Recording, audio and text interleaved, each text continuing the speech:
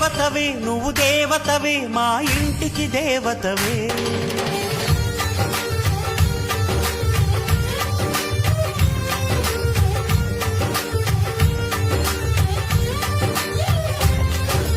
వెన్నెలవే సిరి వెన్నెలవే మా కన్నుల వెన్నెలవే.